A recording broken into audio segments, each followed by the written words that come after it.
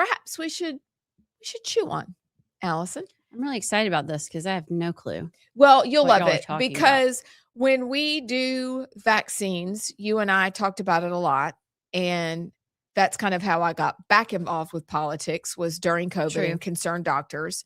And I started paying attention a lot more to vaccines and what was in them.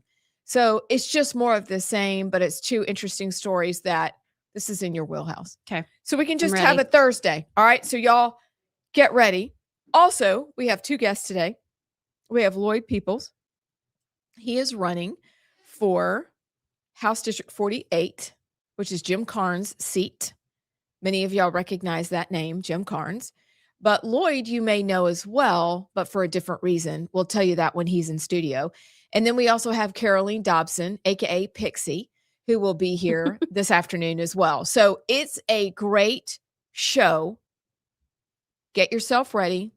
Get your fingers ready to dial the number, JP, so that we can talk back and forth with our text line. I almost can remember it from heart, but I'm not 833. Yeah. 4. Oh. It's God, do you 833. That's all I got. You hear it every day? Every single day. I don't Every listen. day. I don't. Do you know it? I have 687. 687. All right, there's the pattern. 687 44. 87. Okay, 4448. There you go. Okay. You're a genius, basically. Okay, got it. Okay, guys, I'm never going to say this again, but do you have a go-to fast food when you're starving and about to fall out? I'm not talking about food anymore because somebody will call me an elitist. You know what? Like What, JP? I got several options that came into my head. Okay, I mean, I discuss. like a good McDonald's. Okay. Okay. Like if I'm gonna like purge on some fast food, You're going to go to McDonald's. I'll get a good. I don't go to McDonald's often, but if I'm starving and it's like 10, 30, 11 at night, I'm going to McDonald's. What are you going to get?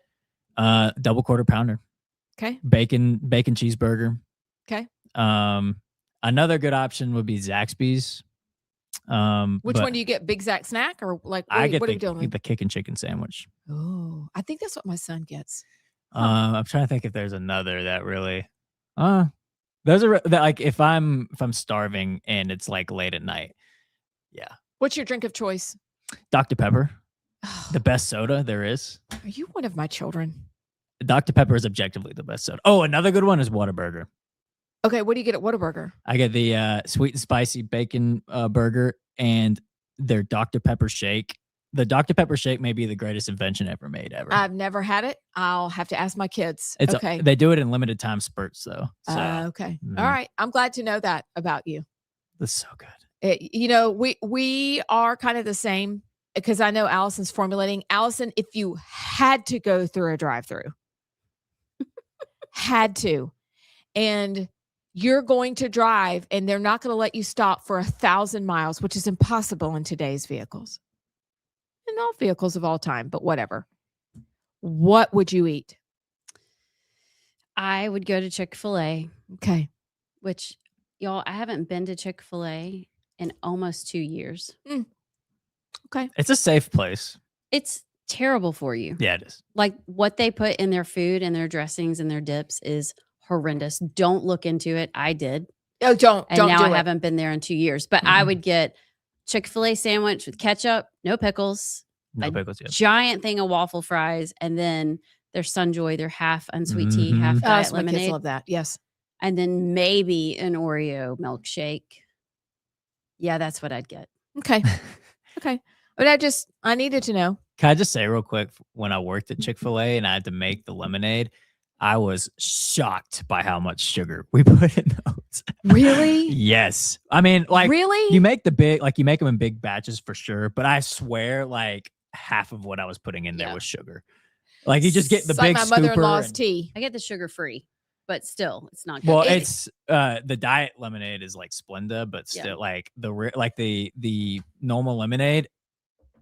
I couldn't look at it the same after I worked out. Well, I mean, the sugar basically is dancing on the top, you know, like a New York show.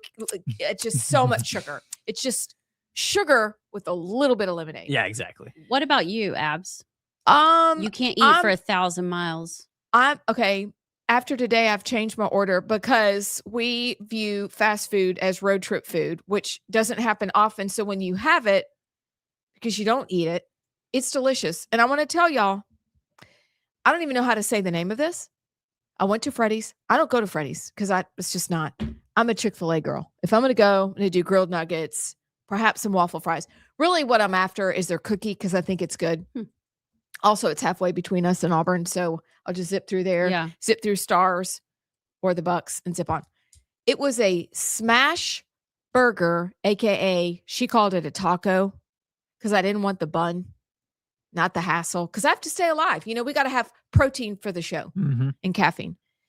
Y'all, I'm going to be upset if one of my family members has gone through there and had one of these and they didn't tell me about it. It was so good. Is it 2 tortillas or is Just it one one- folded? One small tortilla. Okay. And And not there's street taco size and not the big oversized kind. Just like they used to make them. Just a nice little size like soft a taco. Taco Bell taco. Yeah. With a burger, lettuce, and some sauce. Smash burgers are great. I haven't tried Freddy's. So. And I probably smell like a smash burger. I'm a little ashamed of that, but I needed a little food. It was outstanding. So I'm never going to mention their name again. They should sponsor the show just for that alone. For the tacos. Smash Burger Thursdays. That's it. Is it ground beef or is it like a patty in the taco? It's a patty. Oh, It's a gosh, patty. did it Have you to made smash shape burgers it? at home? Yeah, but we use a bun and then we smash the bun. Oh, okay. We don't use tacos. I use tacos at home. Yeah. That's why. My aunt made smash burgers like 2 weeks ago, and that's what she did. with And- tacos. Yes. With like ground beef and just smash it. That's just a Smash quesadilla. it and put it on there. No, it's not. It's different. And you can also bake those puppies in it's the oven. not. Have you baked those in the oven so they're nice and golden and crispy and then dipped it? Also delicious. Anywho, Yep. I didn't want the bun. I just wanted the protein. How do you do that? And I saw that taco option, smash burger, and I thought, oh, the Lord does love me. But I'm like you, that's just not, I'd rather cook at home, grab something because I like to cook.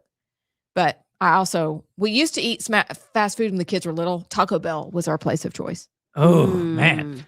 I don't know. I got to be a real specific craving for Taco Bell. Really? hmm Now, when I thought they had horse meat, I didn't go. However, they though, could. I don't know. now that I'm I in, like the, Taco in Bell. the same city as a Taco Casa again, finally, Taco Man. Casa smacks. I'm a little bit ashamed to tell y'all how many times I've made the drive from like Pelham to Homewood just for Taco There's Casa. no shame in that. No, Since you I've hold been your here. head up, sir. It's y'all gonna think it's bad, but I love it. It's so good. No, you hold your head up. This is what you do when you're adult. You know why? Because you can. Yep, That's why you do it. So it was the best when I was in Tuscaloosa, and I missed it. But now I'm in the same city as one again. But they need to sponsor. they should sponsor. Can you imagine? Yes, Taco Casa. free Taco Casa. Oh Have you been to? She's going to say no. Have you been to Taco Casa? I've been there once. my God. Did you like it? I bought a T-shirt. Okay, my friend got That's a a fun T-shirt when he was t-shirt. there. It's a good T-shirt. Doesn't mean I liked it, but I bought a T-shirt. But I just didn't see. It's kind of like I'm not a Milo's fan either. Yeah, I don't like Milo's. Whatever, Mark, Come your on. name, like Mark, just don't even text in. Is that who it was? Mark yesterday. Who I was can't coming remember. at me I'll go on look. my horse. I Mike, ju- Michael from Moulton. Michael. I just didn't.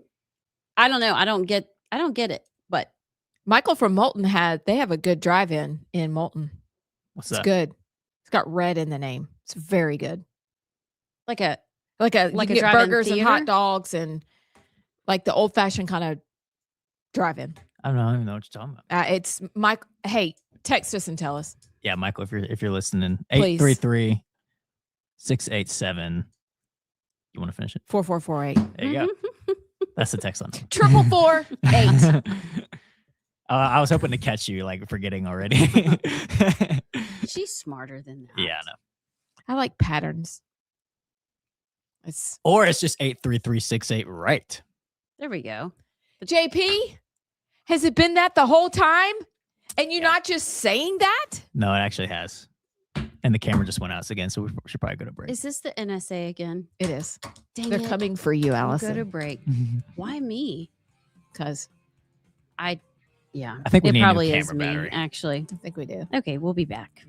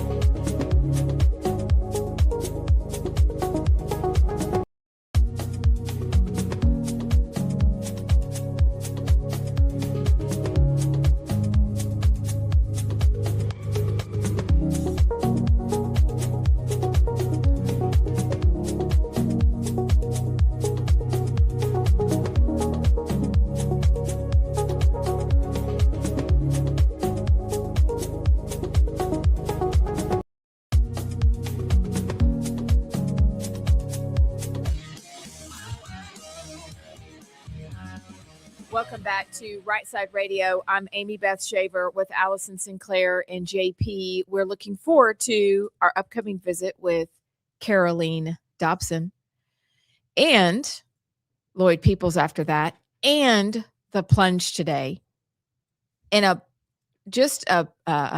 bundle of good stories. First, though, I wonder, we're going to go out this wide and scooch in before Caroline, and then after that, we'll do the montage. Are you watching what's going on in England with Keir Starmer? Well, didn't he pull another something? Oh, where he told the girl from Sweden or whatever that her visa was revoked? Well, even Did you see beyond that? that, he said that local elections are canceled. Wait, what? Yes, he did. So, I also saw a story about, abortions in Britain, but more than that, Keir Starmer is unhinged. And I'm wondering if there's anything that the people can do, because you follow him and week by week, he's not getting better. He's getting worse. So why did he cancel local elections? Well, that's what we're staying tuned to. Literally, it's on my Twitter this morning, and I thought, you've got to be kidding, because I'm waiting to hear something about Iran, which I promise I'm not talking about it until we get there. I'm fascinated by that. But I saw, and I see you, Mr. About history and whatever's going to happen there. I don't know. But I thought, are you kidding me right now? Because they're saying that he is, well, they're not, they're saying, you just got to look at the story. Keir Starmer is like, okay. I'm grabbing it. Didn't he actually have a lower approval rating than Maduro when, like up to the day before Maduro got sacked? Like Maduro's approval rating in Venezuela was like 20%, and Keir Starmer's was less than that. So his approval rating in his own nation is worse than a literal dictator. He is so bad. England deserves better, but at the same time, England's getting what they're voting for. So yeah, at this point, Boris Johnson would have even been better than Keir Starmer. So this is what I saw.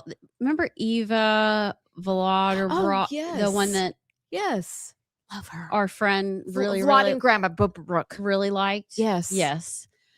She got this message from gov.uk. Dear Eva Vladinger Brokic. What? She's hot. That's all you need to know. And brave. Vladinger Brokic.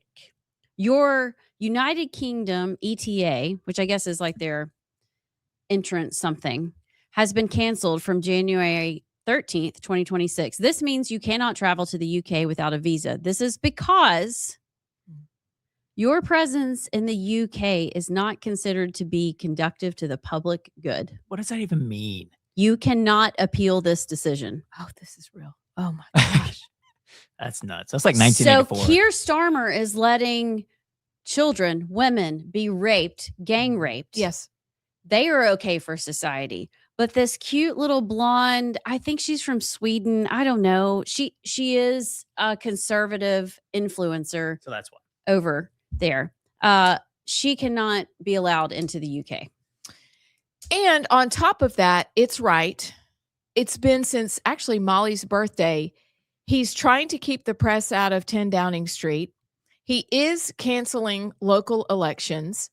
He is allowing the rape gangs to continue and pretend that they don't exist. And he lied about his budget. And the reason why I bring up Keir Starmer canceling, not allowing people like Eva to even speak, she was really involved in the farmer protest and helping get it out there. That's it. That the EU was really trying to clamp down on World Economic Forum edicts.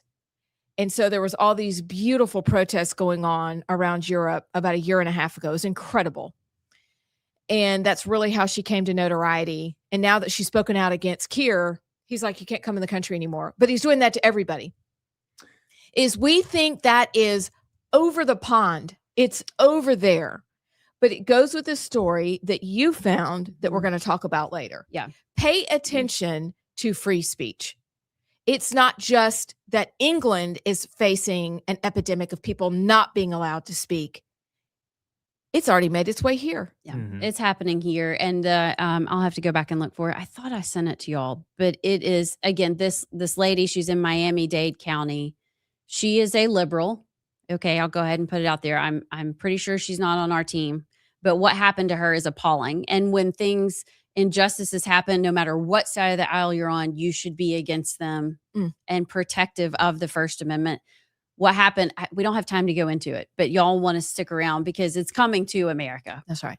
Well, It's here. It's so sad because England used to dominate the world. Yes. That's like, I don't know if y'all saw Tucker and Pierce Morgan's latest like back and forth when Tucker was in London, and Pierce said something about, Europeans, and Tucker was like, y'all are not European. You're better than that. You're England. You dominated the world. That's why so much of the world can speak English, because England dominated the world. And it's like post World War II, when England was on the winning side, it's like ever since then, it's just like, and now it's at like the pit bottom of socialism.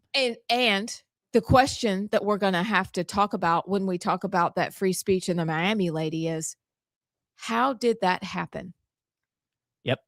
They're trying to do it here, How? like you said. Exactly. They're trying to do it here. How did England's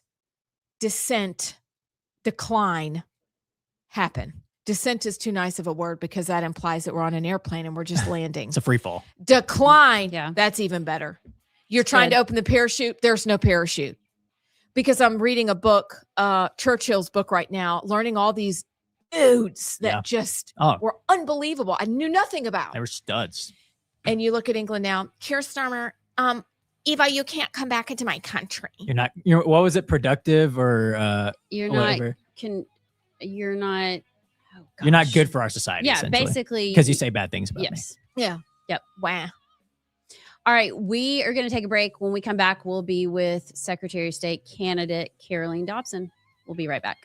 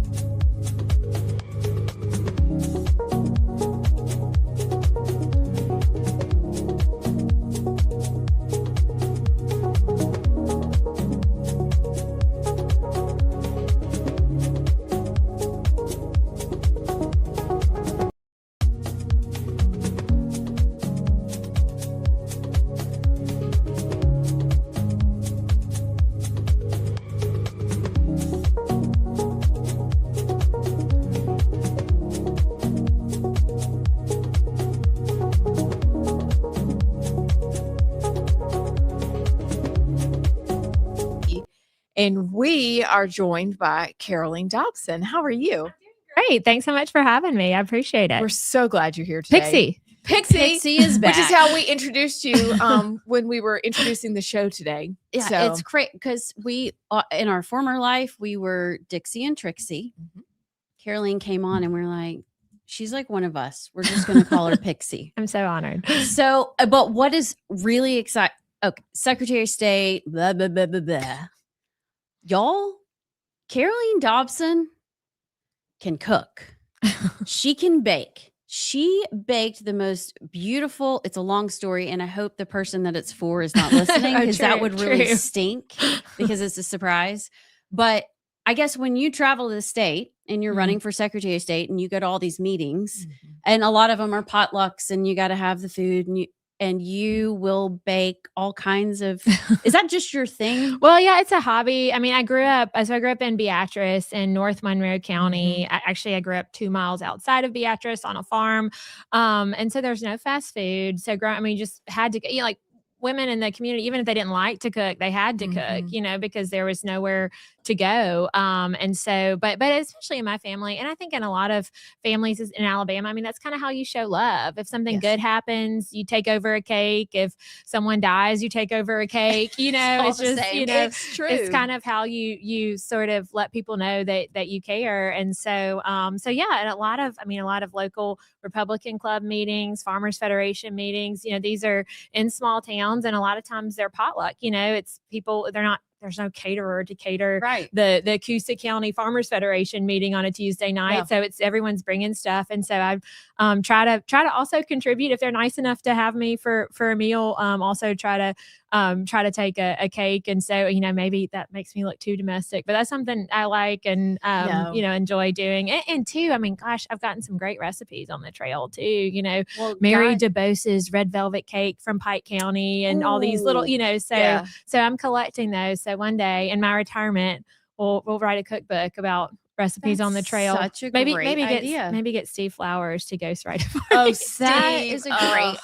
He would So, love that. Yeah. Yeah. God has but- given you a talent clearly because a friend of mine had your pistachio bundt cake at one of these meetings, and they were like, have talked about it for months. Every now and then it comes up. So Caroline, I texted her and was like, hey, I have a really weird request.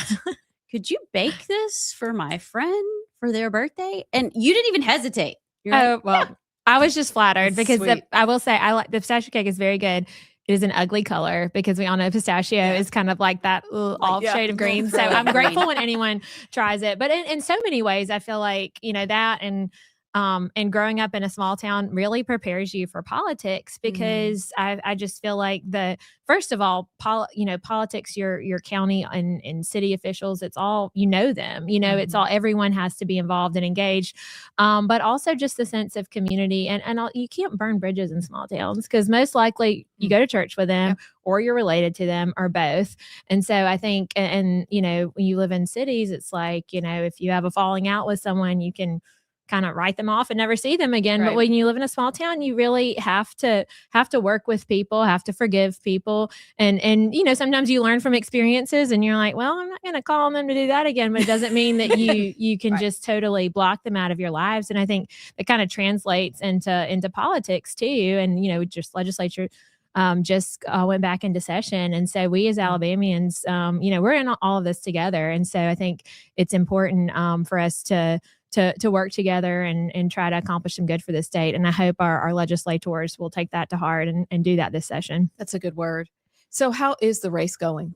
Well, it's just been a wonderful experience, but also very eye-opening, especially when it comes to election integrity. I mean, our elections are administered on a county by county basis by probate judges. So in traveling the state, it's also been kind of a due diligence too, in preparing myself to hopefully hold this office and learning about what different counties are struggling. And in some counties, Democrat counties, where you've got registrars that were appointed by Republicans, but you've got county commissions funding those registrars, and the registrars, county commissions are Democrat, registrars are appointed by Republicans. Registrars want to get the voter rolls clean, but they don't have the funding because the county's not giving them the funding.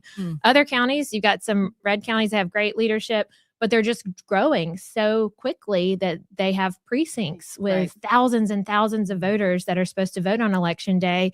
And, people are in effect being disenfranchised, I think, when you have to wait in line for 2 to 3 hours to vote. Yes. And let's be honest, the people that are going to work and trying to vote before work or during their lunch break or after work, these are most likely Republican voters. We don't want to be making it impossible for them to vote, for our working voters to go vote, because these are the folks that are, that are paying taxes and bringing home a paycheck. And so it's been interesting. There's a lot of work to be done, and it varies from county to county, where you are in the state. And then also on the kind of the business services side of this office, I'm trying to meet with a lot of small business owners to see how I can better serve their needs. Certainly streamlining services, reducing the fees that it takes to start and to, in some cases, close a small business, but also ensuring that we have a business code that's innovative. I think, we're at this moment where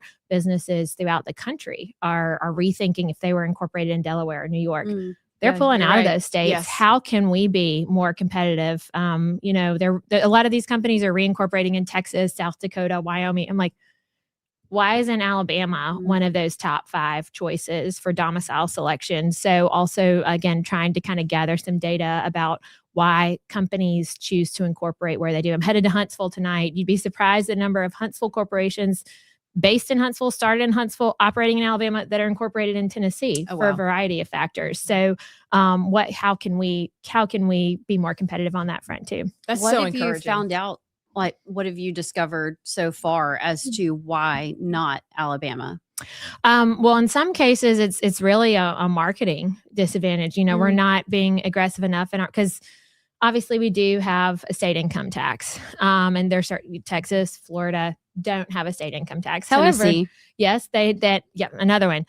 However, so these other states make up for it. In Texas, you've got high property taxes, you've got a franchise tax. In Florida, you have more impact fees, more regulation, less land use freedom. So I think, really adding up the numbers and say, look, the cost of doing business in Alabama is competitive with these other states, even if we have the I word. And I would love to see a lowering of our state income tax too, but also just doing the data.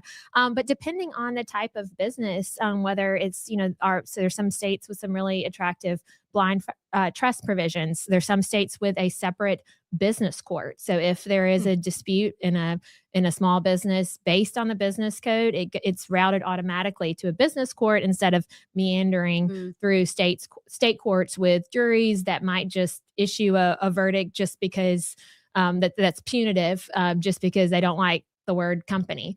And then I heard from one owner, I don't think this applies to a lot of folks, but apparently the way that Alabama taxes corporate jets is very punitive. So and Tennessee is a lot more favorable in the way they tax corporate jets. Now, I think we need to be doing an analysis like, okay, is the amount of money we bring in as a state in taxing corporate jets enough to offset the amount of money we're losing with corporations choosing to incorporate elsewhere. And an example, Birmingham has the highest number of corporate hangars at the Birmingham Shuttlesworth Airport, highest number of corporate hangars per capita back from the early 90s when Birmingham was a banking epicenter, a lot of which are empty. But that, we've got the infrastructure to have those, but, apparently the way we tax corporate jets is keeping some businesses from incorporating in Alabama. So it's just a holistic approach. There are a lot of issues. And I'm not saying that we make knee-jerk reactions but we need to be looking and delving into this. The last time there was a major overhaul to the for-profit business code was 2011. And a lot has changed. And so how can we, with a Republican supermajority in the legislature, Coach is pro-business, and I know he's going to have an incredible cabinet. How can we be trying to really be competitive when it comes to choice of domicile, and also getting companies that are already here to incorporate here if they're operating here. Wow. So what else beyond, because that's a lot, but it's encouraging to hear all about that. I mean, just even thinking about airplane hangars in Birmingham, you don't think about what they used to be. Right. Which means bringing some business back, making it more tax friendly. what else do you see that your office could be helpful for the citizens of Alabama? I think, the office really has a duty to try to instill civic engagement and pride in our young people. And certainly, from a self-interested standpoint, we need more election day workers. And so we need people to not only, yes, we need people to be voting. Absolutely. That's a kind of threshold issue. But I don't know where you go to vote, where I go to vote. Probably the average age of the poll worker is upper 70s. And these are some wonderful people. I'm so grateful for them. Right. But we also need young people, especially more and more young people have flexible work schedules. They could arrange to have, 13 hours where they could, work and volunteer. And people, I think, don't realize that election integrity rests on the shoulders of each and every one of us. So trying to get more people to be engaged and trying to, I would love to, visit high schools throughout the state and try to get young people to, as soon as they turn 18, get registered to vote. So hopefully that starts a lifelong habit. Voting is a habit. If you prioritize it. And that's why I feel like a lot of people my age that are moms, it's not like they don't like politics or don't care. It's just trying to fit in, how do you fit it in your day? And you're dropping 3 kids off at 2 different schools and picking them up from practice. And it's like, well, it's 6:45. I'm not going to make it by the polls. And that's what I hear from a lot of my friends. And so how can we make that more of a priority and again, instill this pride in our state? One of the reasons that I want to run for Secretary of State is, again, hopefully to bring some more business to Alabama so that my kids and your kids have real opportunities in Alabama. They're not looking to go to Nashville or Atlanta or further afield because there are real opportunities here. But part of also combating the brain drain isn't just providing for opportunities here, but really instilling that pride in Alabama, making people proud to be here. And I think, and proud to be from here. And so again, any way that I can build, I think there's a role for the Secretary of State to really kind of a soft role in trying to increase the civic pride that we have for our country, but also for our state. Because we have a perception problem, you know that. You go to other places, and I've lived in other places. I've lived in Massachusetts. I've lived in Texas. In-laws in South Carolina. Time spent in other parts of the country. I can truly say that Alabamians are the most loving and tolerant. Because I think we are the most Christian, and so we are. We still adhere to belief in God and Jesus, and because of that, we're far more tolerant than, oh my goodness, like Massachusetts. You would not believe how intolerant they were, how closed-minded. Ironic because it's the opposite of what the media wants you to think. Yeah, and so we really need to combat that, and so any way that I can help do that too, and get the message of what a wonderful place this is to live. I want to do that too.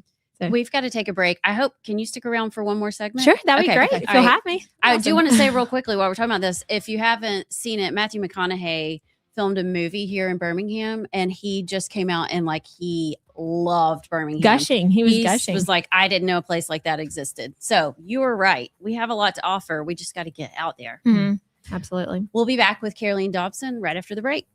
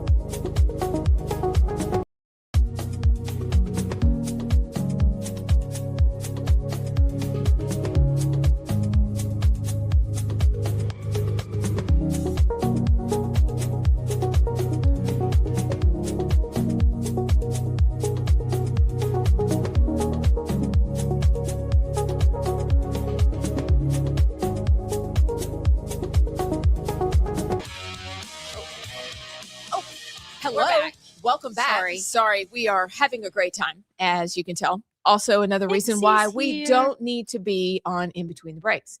I'm Amy Beth Shaver with Allison Sinclair, JP, and Caroline Dobson, hearing more about her plans as Secretary of State and some really good ideas. I'm just going to leave it at that. I have a call to action when we're done Okay. for our audience. You've given me an idea, but you have a question. I'm curious. So, well, your race changed a little bit Mhm. when Andrew Sorrell, who's been on our show as a friend of the show, announced that he was going to qualify to run as state auditor. I guess this is kind of a two-part question. So it's really just you. As of now, the Republican qualifying, you're ends qualified next Friday. 23rd? Yes. So that'll it remains to be seen if there will be any other candidates that file. And I don't even like to use the word opponent. I mean, it's other candidates because having been, as you all know, I was a Republican nominee in the 2nd congressional district. I was in a very hotly contested general election against the full force of the Democrat Party and the DCCC and all the money they were throwing. And that definitely flavored how I view elections. And we do, I mean, I think, competition is good. And that's what our capitalism is based on competition. But that being said, this cycle, I think we do need to keep in mind, we are all Republicans, and it's like we're trying out to be quarterback for our team, but we are all on the same team. And so, I wish Andrew the very best. I think highly of him, and there are a lot of great candidates. And I'm grateful that our party in this state is able to bring so many people to the table to compete for these nominations. So I really like that analogy. Actually, I'm a big fan. Great. Yeah. So when Wes Allen was running, I remember him speaking, and one of the first commitments he made to the people of Alabama was if he was elected Secretary of State, he would get us out of the ERIC system, which was a huge thing in that moment. What are your top 3, like day one, this is what I'm going to go in and do? Yes. So I've already called on the legislature, and I will continue to constantly renew that call to ensure that we have an election integrity unit within, or election integrity division within the office of Secretary of State. It is so vital that we have some dedicated professionals within that office who are focused on a day in, day out basis on voter roll maintenance, securely sharing information with other secretaries of state to ensure that we're capturing voters who have left Alabama and no longer reside here, to work with President Trump and ICE to ensure that we're identifying illegal aliens who are on our voter rolls, and also legal aliens. They are also not entitled to vote too. And I think that's kind of we sometimes miss. I mean, of course, with the Biden administration and 4 years of a totally open border, people flooding across our southern border and also being shipped here via plane by the Biden administration from Cuba and Haiti. I mean, that's going to be a huge problem. But there are also a lot of legal aliens that, in some cases, kind of get, they have they're a grad student and they have a government issued photo ID, making sure that they're still not entitled to vote because they're not U.S. citizens. So, election integrity division, first and foremost, it's key to executing a lot of the objectives that have been that are my priorities and that also have been made known to me by voters. A second is reducing fees for business services because it is just, it is really hard for our small businesses, especially our small businesses in rural areas throughout this state because, I don't know, it's like I kind of play a game with myself when I'm driving and I'm driving a lot all over the state. It's like, how many Dollars General? I don't know what the plural of that is. How many am I going to see in a day? Yeah. And Dollars General. I use a lot of Clover Valley products. Like, don't get me wrong, but that's, it's a sign of the death of a lot of our small town independent owned businesses. And so I want to make sure that I'm doing everything. And then third would be that civic engagement. Like, how can I get more people to understand that they've got to wake up and pay attention, especially young people, that if they don't participate, this is the economy they're inheriting. This is the world they're going to be raising their kids in. We've got to ensure that we're promoting growth, but also protecting our values. So we have a hard break. I hate these hard breaks. quickly, what is your website if people want to find out more? Yes, no. Dobsonforalabama.com. And then that's DOBSON for and Alabama spelled out.com. We're also on social media, Dobson for AL. Awesome. Thank you so Thank much. you. Love it. We'll be right back.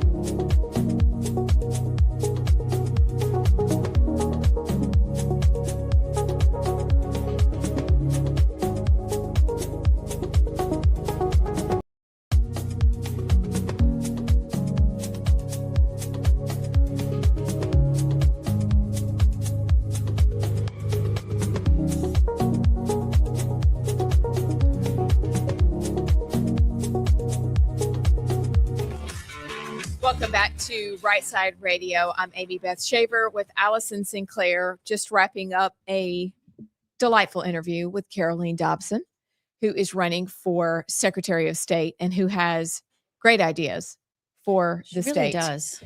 And so before we play the montage, Allison, I wondered your thoughts. And then second, or maybe I'm just going to throw it out there. Audience, what can you do to participate, not just voting? How can you help your community in your next election? Are you a poll watcher or are you a poll worker? I've done that before. That is a long day, but it is eye-opening. Are you going to observe for a campaign?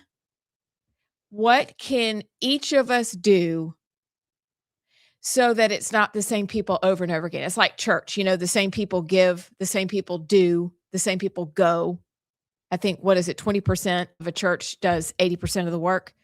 So what can we do election-wise? Can you help register people to vote? Think about it. And we're going to engage on this throughout the next couple of months. Because you know what? Part of our show, part of why we're here, we're not sitting and soaking. We're out there living and doing. And this is part of it. Oh, you want me to say something? Yeah. What do you think? I think Ditto. I think I like what you're saying, and it doesn't have to be this huge. You sign up to be a poll worker and you run the polling precinct for the next 40 years. It can literally be researching one of the constitutional amendments that's on the ballot or all of the constitutional amendments and sharing that information with your neighbors so that they can make an informed decision. I mean, who did we talk to about how they make those confusing just for no reason? I mean, it's the dumbest thing. Yeah, we did just talk about that. Yeah, their wording is ridiculous, but it can be that simple of engaging in the process.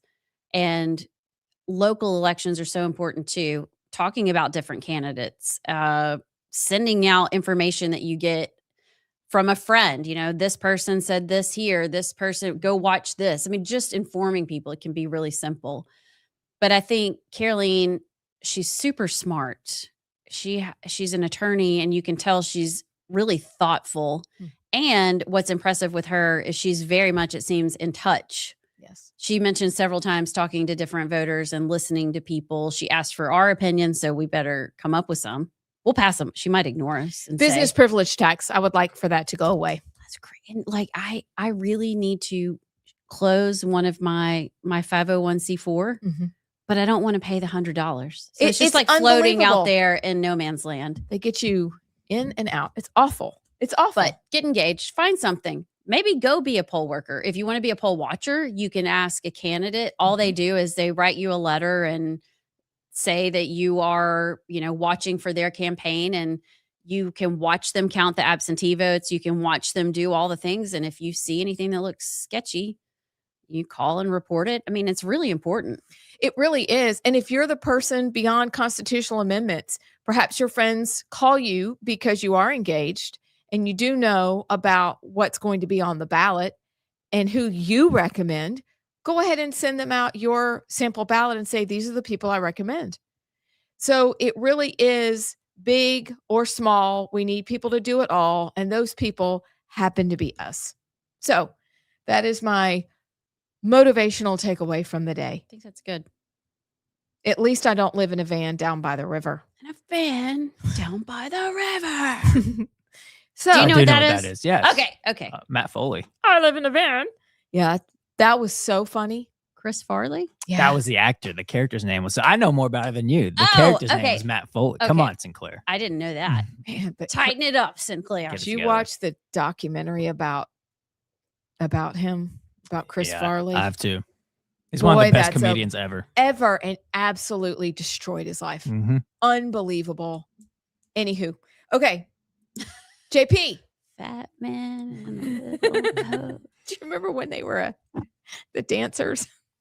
Yes, I do. Mhm. That was when SNL was really, really funny. Yeah. All right.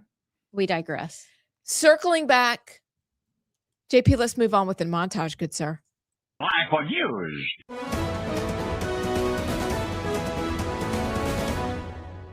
Federal government is raining down upon our communities.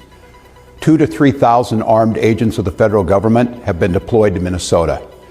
Armed, masked, undertrained ICE agents are going door to door, ordering people to point out where their neighbors of color live.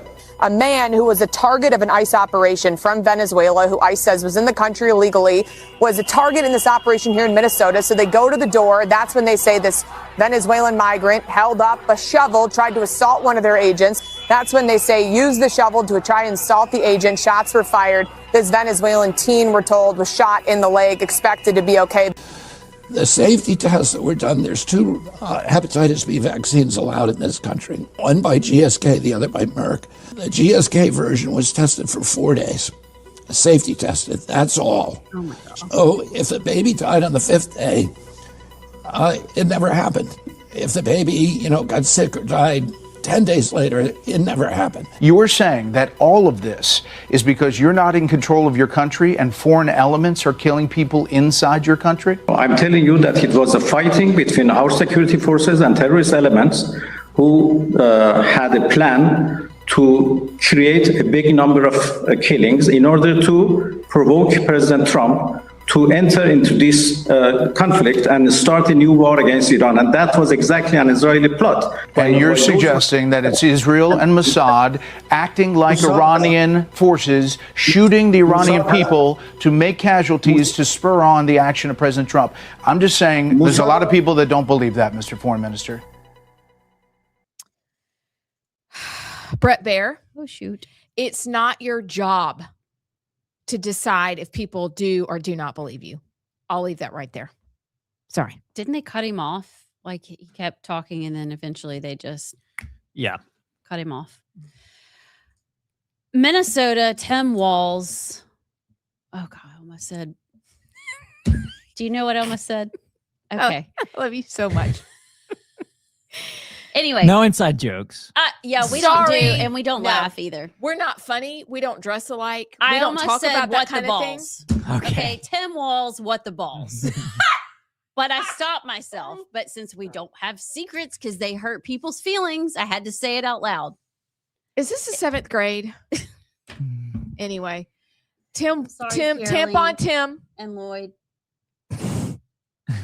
So, okay, did we all hear the same thing that Tim said that ICE? I just want to make sure I heard this correctly because our faces both went.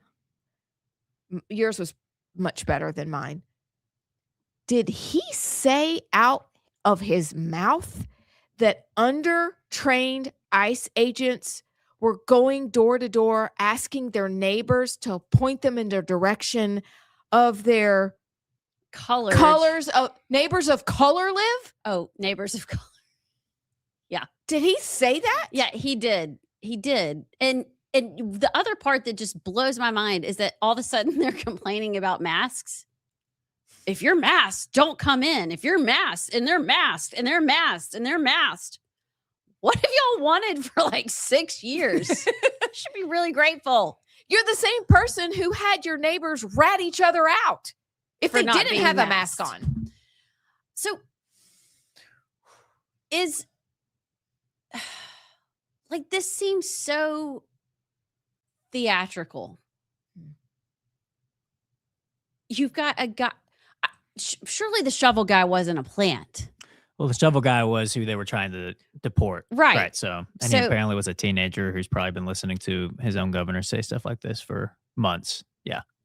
But are they telling the Venezuelan Trinidad, Afuera people, like, hey, if they come to your door, go after them with a shovel and just take one for the team. If you get shot, man, we can really progress the narrative. Can you imagine if he killed him? Oh my goodness. Minnesota no. would be in flames right now. No. But it's snowing. So, of course, they've got the shovel at the ready to shovel their driveways. Instead, they just used it to hurt somebody with. I can't imagine if they had died. Like, it's all over. He's complaining that the federal government is coming in. Do we need a refresher of states' rights versus federal? What? How about explain it like I Tim Walz don't is know. 5? I mean, maybe JP can or you can, but it gets really fuzzy to me in what, well, it's illegal to smoke pot. The federal government says it is, but hey, all these states, they smell like skunks. As I understand it, and because I watched a lot of CSI, Oh, when the feds come in, kind of like when the FBI comes in, they take over. Because the crime, the incident with the shovel, was perpetrated against a federal agent. no, but I'm talking about the federal agent Right. being there in the first place. So the federal agent is there in the first place because the monies that were given to the Somalis came from the federal government. So they have a right Through to, the federal government back to Minnesota, who then committed fraud with it. So it's federal. Is that right?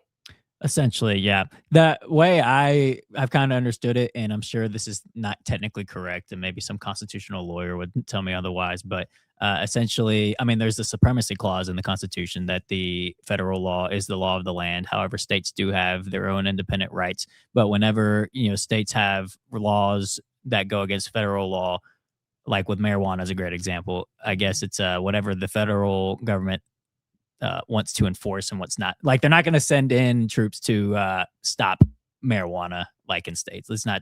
It's like, technically, I guess they could if they wanted to, but they're not going to. But whenever you're actively defying federal law with immigration, yeah, that is obviously one that is worth going in and enforcing the federal law on. So, and we literally fought a civil war over that already. When states, thought that the Union was an overreaching, tyrannical government for trying to abolish slavery. And, so we've gone through a long history of the United States of like refining federal versus state law. And they know that. That's why I think like Tim Walz and Jacob Frey, they're dumb, but they're not that dumb, I don't think. They know what they're doing, and they know that they're wrong in this, but it's politically advantageous for them to take a stand like this. It's like when Jacob Frey yesterday said in a press conference, can you imagine if the federal government sent in agents and was, they did that in the South for Reconstruction for decades after the Civil War, So it's like, it's completely stupid, but it makes me upset because they know what they're doing. It's intentional. So back to last week when we went through Saul Alinsky's rules for radicals. Seems these people know those rules really well. Because think about it. Anybody who stands against them in Minnesota looks like a fool. Think about all the evidence that Nick Shirley has provided or that we know about Trendera Wagwa. I mean, think about all we know. Logic doesn't mean anything to them. It's just how they can make it appear. Yeah. Which is... It's getting very, very dangerous. I'll say one more thing before we go to break. Did y'all see the audio issues that was happening during Waltz's address? I guess it was fixed at the point of the clip, but there was like 30 seconds before of what Waltz was saying was playing while Waltz was saying like what he was saying in the moment. So it was like you were hearing double, and it was on like 20 seconds before was playing again in the moment. It was awful. That's weird. But during that period, Waltz was telling the Minnesota, I would play the clip if the audio wasn't so bad. He was telling Minnesota citizens to follow around ICE agents, film them so that they could have evidence for prosecutions in the future. So you're pretty much just asking your citizens to do a Renee Good again. You're asking for more of those because you're asking them to harass and stalk ICE. It's completely reckless, like disgustingly reckless. That's why I think this has to be all a planned out movie. Theater. Except it's not of the mind. It's happening and people are dying, but they continue to just play the same tape over and over and over again. And it actually kind of works.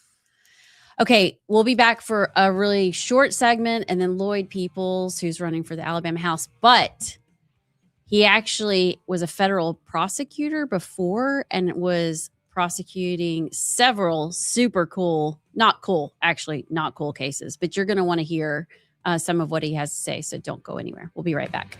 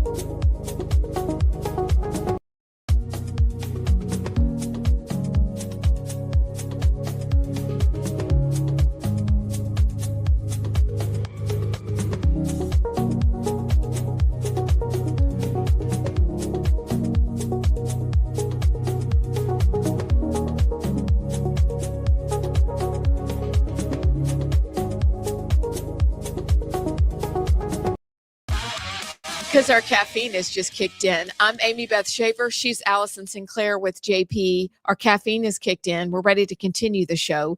So right before we get to our interview with Lloyd Peoples, who is running for House District Seat 48, and we're going to learn all about him in just a few minutes. Number one, how do you two see Minneapolis and Minnesota ending up? Okay. Basically, where do you see this going? That's what I want to ask first. It's a good question. What do you think?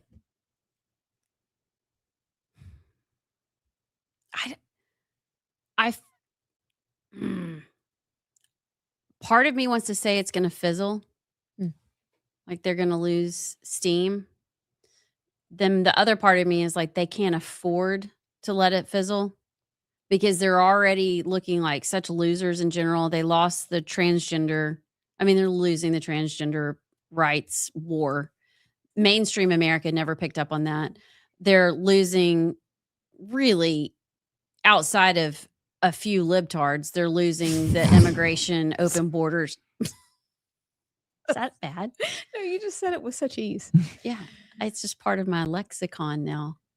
Is that what you're? Libtards is fine. You know why? Because they call us fascists. So let's just save it with the don't call us names. Y'all call us names all the time. Let's just be civil, though. You're a bigot. I am. Clearly.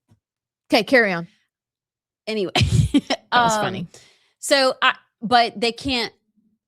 It's either going to fizzle out or it's going to ratchet up, and the whole place is burning down. I don't see this middle ground lasting very long. JP. I'm going to go with the latter. It's going to get worse before it gets better. We're going to see more instances where people get shot and the ICE protests get worse. And the question is, does Trump have the will to push through that and continue to, well, not even just Trump, the Trump administration, are they willing to push through that and do the deportations that need to happen? Or are they just going to not want to have another bad optics situation and pull out? So it's going to get worse, I think, but I want Trump to push through and keep going even through that. I don't see how. I agree with both of y'all. I don't see another way out of it without the National Guard. I think they want this to happen. It has to happen. This is part of the communist agitator system. Like they've been doing this since forever. They're not going to stop. They're willing to have people get hurt. They don't clearly, or they wouldn't tell people to continue doing what they're doing. They want this to happen. And so I'm not excited about that. But I truly hope Minnesota decides this next go around with their election, they put somebody with common sense and brains and courage in office. I don't see how it's going to be possible, but that's what I hope. Look for. at Chicago. Oh, we thought Lori Lightfoot was so bad, and we got worse. Okay, we'll be back with Lloyd Peoples on the other side. Be right back.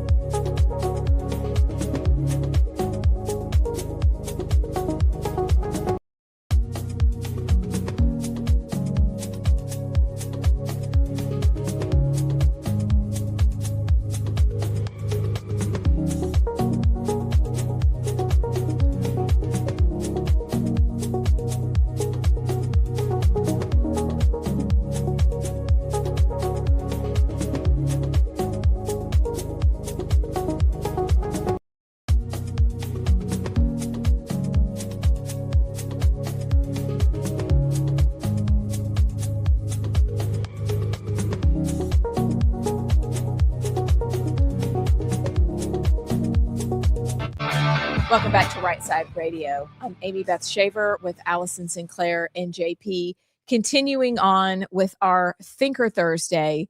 And if you haven't met him yet, we are happy to be joined by Lloyd Peoples, not Floyd, Lloyd. She did call you Floyd. I didn't mean to. I Right woke up at before- 4:20 this morning. Lloyd Peoples, I've who's been running. called. I've been called a lot worse, probably. So I'll take Floyd. Listen, I've got a double name. No one ever gets my name right, so you just roll with it after a while. But Sure. you're Lloyd, that's correct. That's correct. LL, 2 L's and 2 E's. No, yes, 2 E's and P. Okay, see, Yes. I got you. He had to think about that. He I did. I was like, no, there's no E's in Yeah, Lloyd. yeah, there's no E's in Lloyd, but in your last name, I know. So, who are you? We know about you. We'll get there. Okay. But you're running for House District 48. 48. Yes. What motivated you to run? So people have talked to me about potentially running for a long time, and it's one of those things. I'll kind of cut to the end and then I'll back up. I've got a son that's a sophomore at University of Alabama and a daughter that's in high school, and I've always tried to push them to do different things, try different things, take chances, stuff like that.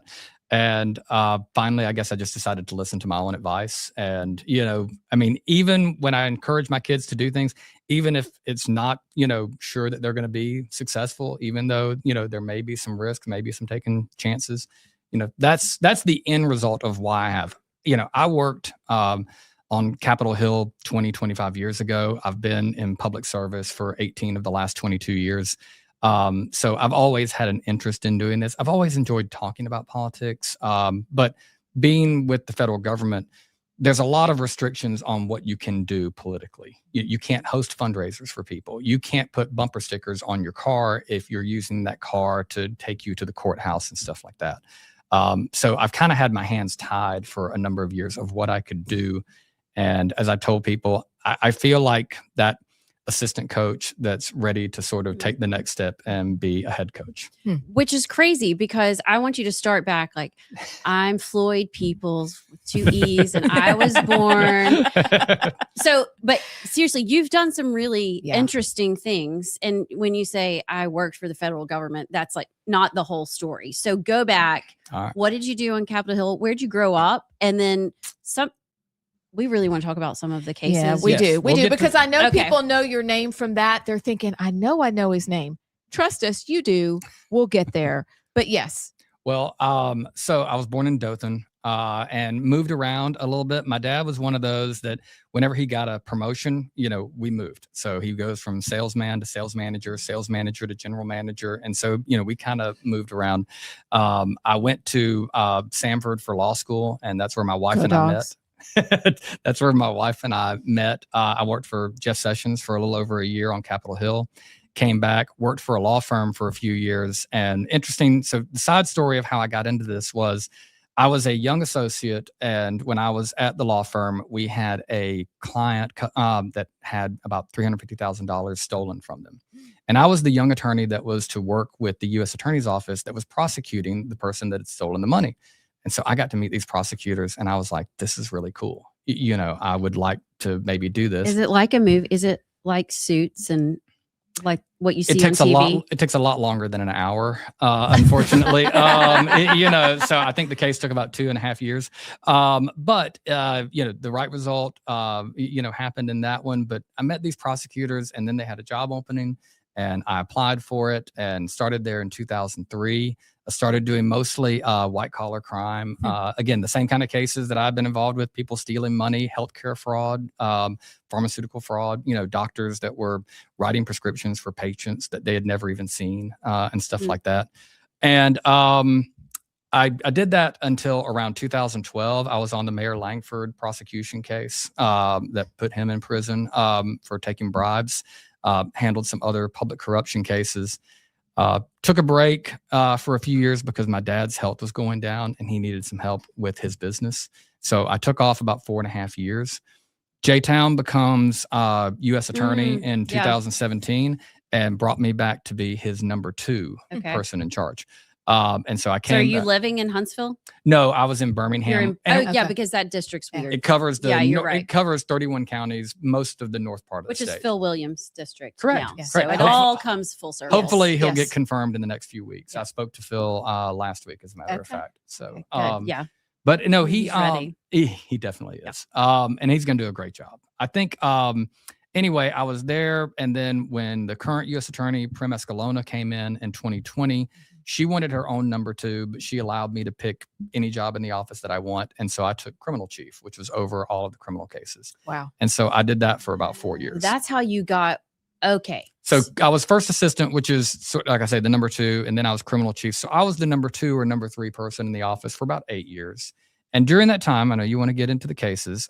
We had some, really important cases that I handled personally. I mean, there's a lot of prosecutors that don't like the high profile cases. It's, they just keep their nose to the grindstone and do the work and that kind of stuff. And I kind of liked the harder cases. I kind of, you get the better attorneys on the other side. You get really interesting issues. And so I handled the Cupcake McKinney case is probably, one of the biggest ones. I was involved in the Yor and Vandersloot case. Where is he? Is he still here? He's in Peru. He went back. Okay. Yes, we sent him back to Peru. We borrowed him to prosecute him here, but as part of the treaty with Peru, because they had him first, we had to send him back there. So he is back in Peru serving his time there. But the deal that we got basically makes it so that if he's ever released early from Peru, if they just let him go for some reason,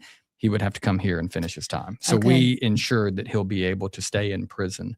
Regardless of what happens to him in Peru, they would have to turn him over to the United States, and we'd bring him here, and he'd finish serving his time here. But I handled tough cases because I liked working, with law enforcement. I loved working with officers. And you see stuff like what's going on right now up in Minnesota and stuff like that. I really do understand how tough it is to be a law enforcement officer these days, and I really have a deep respect for a lot of those guys and what they do. Wow. Okay. There's just so much right there, but I'm just gonna, so based on what you just told us about yourself and the work that you've done, how does that prepare you to be a different kind of legislator? So a couple of things. I probably had in my office one of the best relationships with defense attorneys. And, there's a lot of people in the office that, they don't want to meet with defense attorneys. They don't want to do that. I always would let defense attorneys come and talk to me. I would listen to what they have to say. And you can't be more opposed to a defense attorney. You're trying to put somebody in jail. They're trying to keep somebody out of jail.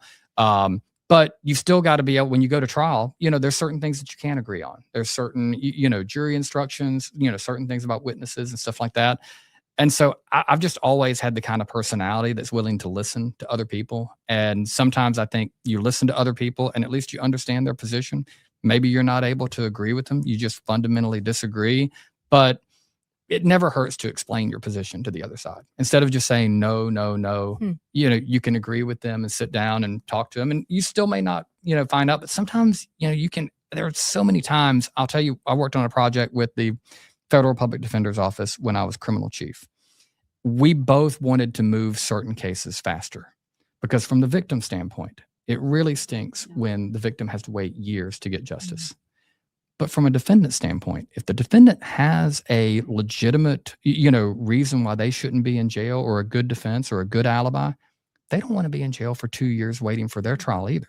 So we could agree on certain things and then, we diverge on the end result, but we could agree. And that's just part of negotiating with the other side.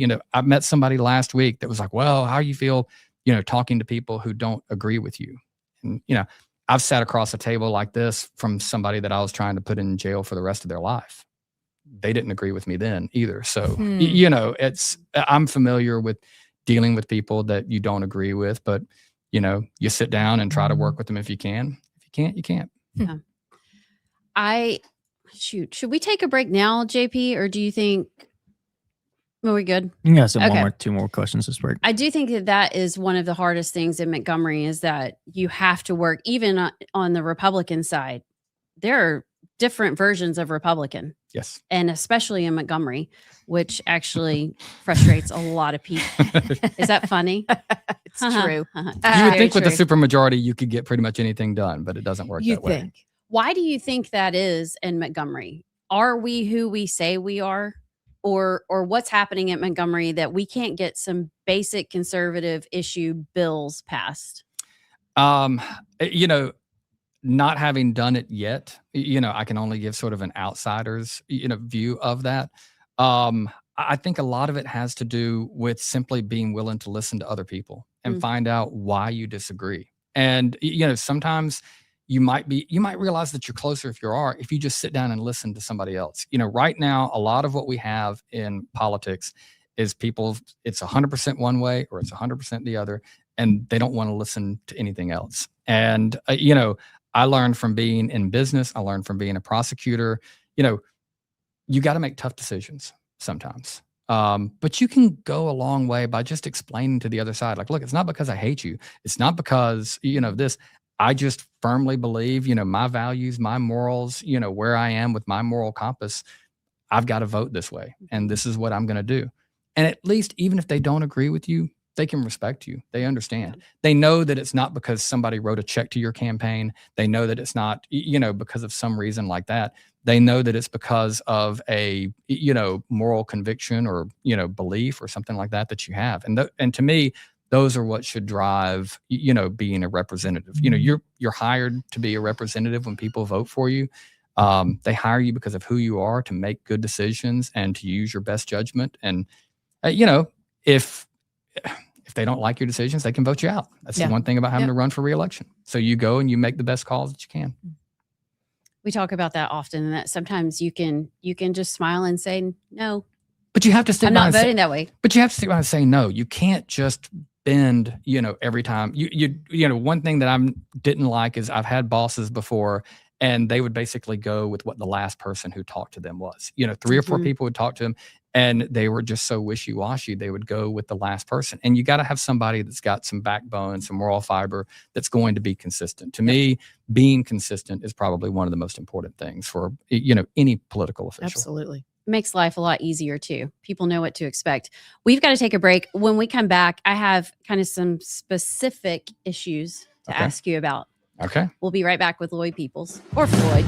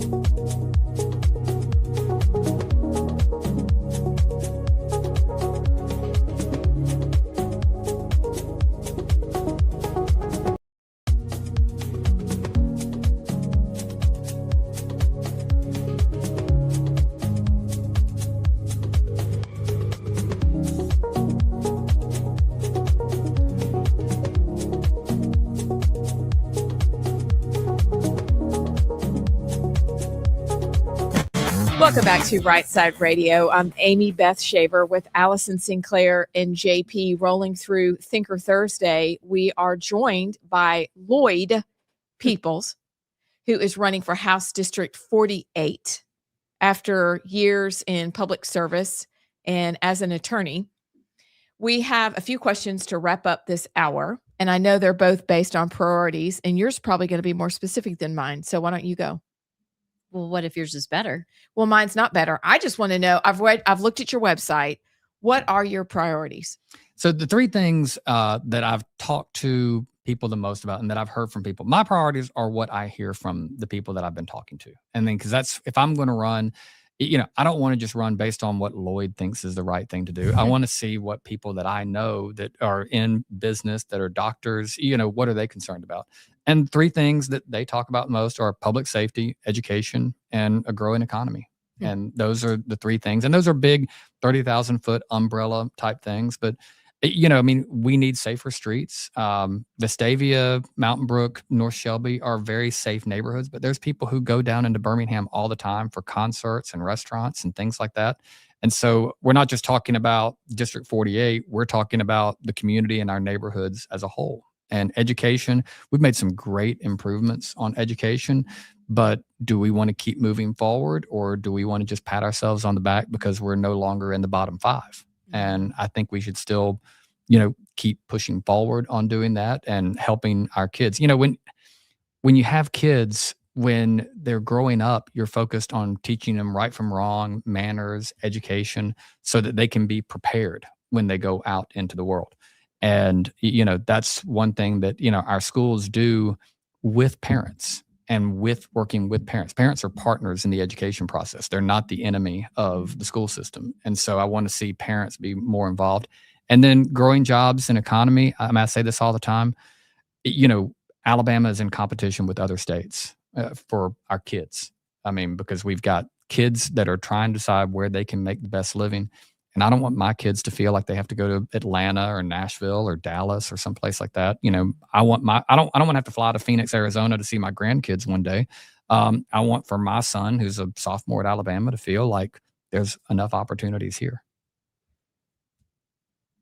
Now I'm in there's a fork in the road, Abs. Did we do a lightning round or do we? Oh, yes. Go for it. Lightning round. Are Let's you go. sure? Lightning Yeah, round. let's go. Why not? Let's Why go. not? I love it. I was hoping you'd say that. Okay. Somebody over there is. Go for it. Okay. What are your thoughts on school choice and the Choose Act? Do we need to expand funding for that? Yes. Schools? Yes. So you support. What about homeschoolers? Right now they get $2,000 versus like $7,000.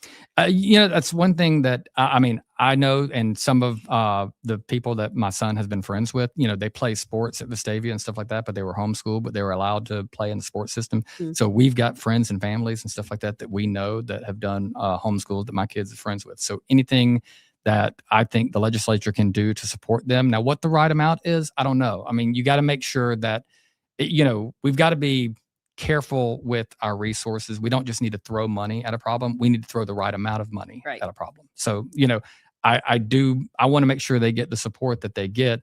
But at the same time, just because somebody says they need something doesn't mean that you have to, back up the bank truck and give them all the money. 100%.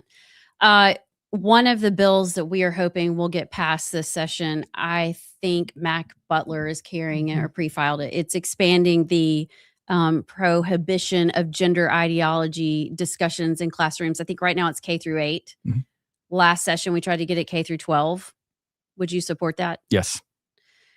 Obscenity in libraries, getting it out. Well, I'm sure he doesn't like porn in the kids section. Well, I just need to hear somebody with yes. sense Do you say, support- I support that. Yes, I would absolutely support that. thank you. Our libraries and our, the things that our kids have access to, they're Fair kids. enough. We need to hear it. They're kids. They're kids. And you need, again, my son is 19, my daughter just turned 17. There's just things that kids are not prepared to be able to be exposed to. And that's your job as parents, as educators, as leaders, is to try to protect your kids, so that when they want to make those decisions later on, when they're adults, they can make those decisions. But they don't need to be exposed to things like that are going to injure and harm them at early ages. Especially with taxpayer funding. Correct. Just not It's a hard Not pass. good. Income tax. What would you Get rid of it. Okay. That was easy. I mean, Just gonna no, I think, expand I mean, it. Mississippi is doing a, gradual phase out of, its state income tax. And I think something like that would be good for Alabama to look at. You don't want to just flip the switch and cut it off, but taking a measured approach step by step, that would be the way to do it. I mean, Floyd, if Mississippi is beating us. Am I going to have to put Floyd on the ballot so people No. remember Sorry, how to actually, vote for me? I forget you are a mean, candidate. It's Lloyd. Okay. Lloyd. By the way, I don't. P-E-E. Not P-E-O. P-L-E-S. There should be only one. Peoples. There should only be one Peoples on the ballot. Qualifying still goes till next week, so I guess another Floyd Peoples could qualify, but I should be the only one. So check the box by Lloyd or Floyd Peoples. That's what matters. Gosh, if you lose, it's now our fault. That's right. That's right. That's what I'm going to say at least. Okay, Lloyd Peoples. It was fun. Thank you so much for coming in. You're you. welcome back anytime. Next time, maybe we need to do I don't know if this is legal. Could we do a podcast about the Joran Vandersloot and the cupcake? Can you talk about it? There's a Netflix series that's coming out on it in March. Are you in it? So no, I was with the department when they filmed it, and they wouldn't allow me to go on camera and talk about it. But I know Beth Holloway, she and I still stay in touch, and so she does mention us. They found a couple of former FBI agents to go on and be interviewed that were on. So All right, we got to go to break, but we'll finish that after the break or sometime. We'll be back.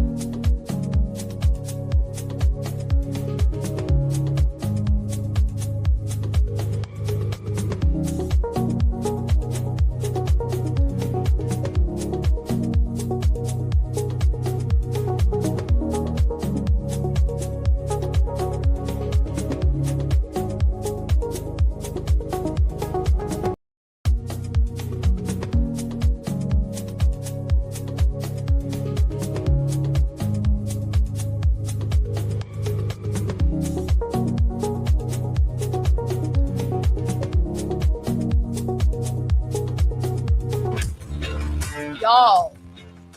It's already 4:00 on a Thursday. Welcome back to Rightside Radio. I'm Amy Beth Shaver with Allison Sinclair and JP. Just wrapped up the second of two interviews we had today. First with Caroline Dobson and Secretary of State for that office. And then Lloyd Peoples, who's running for House District 48 against a longtime incumbent, Jim Carnes. And what an interesting interview we just got to have. Now we shall return. At 4:30, we'll do the plunge. In the last segment of our montage today, there was a little bit about RFK Jr. and vaccines. And I've got a little bit more tucked away for us to talk about. But before that, let's talk Iran and that little tidbit with Brett Baier. That was a whole thing. Past that, we'll do a little bit of some breaking news to get us to 4:30. But first, Iran, that interview. What are your thoughts? Okay. So yesterday we were talking about that within 48 hours, at least the next week, we will have bombed, somehow invaded, somehow attacked Iran. Now that interview comes out. I'm not, look, it's Thinker Thursday, right? It is. We listen. So we listen and we don't judge. Let's tell what the interview was first. It was the Iranian foreign minister on Fox News with Brett Baier, and essentially accused Mossad of acting like Iranian guards shooting protesters to try to bait Trump. So that's what he said in the interview. Right. And he goes on, and the foreign minister doubles down on it. And I started thinking, interesting. What if that is true? I don't know, but that's a plausible. Mossad, CIA, foreign governments can embed themselves, and I'm sure they are there. Now, whether they are actually like mass shooting people, I don't know. But that is right after that interview came out is when Donald Trump came out and said, I'm not interested in a war with Iran. We're not going in. So my first thought was, maybe that's true. Maybe the U.S. realized they were about to get played, and that Israel, other countries were on the ground trying to pull them into something, because Trump had said, if protesters start getting shot and killed, we will go in. And if Trump says that, then what do you want to do? You want to go in and start shooting protesters. Then I thought, maybe this is just Donald Trump trumping, where it's some Sun Tzu war tactics, mind games, where he's in, he's out. Do you think we're coming? You all are going to scramble. I'm going to separate all of your military. Everybody starts fleeing. Oh, never mind. We're not coming. Maybe we are. I mean, it just was really, really weird. So now we're not going in, and I don't know why. Well, so first, with the interview, it is important to keep in mind, like, this is the Iranian foreign minister, so he's got an agenda. However, Mossad has admitted to being, at least on the ground, they haven't admitted to be shooting protesters, obviously, but Mossad is there, and it's been pretty obvious. I think they're there. So whether they were actually, shooting protesters to try to bait Trump, I'm not sure. I definitely wouldn't put it past the realm of possibilities. There's no concrete evidence, but they're definitely there. In terms of the strikes, so there's been many reports.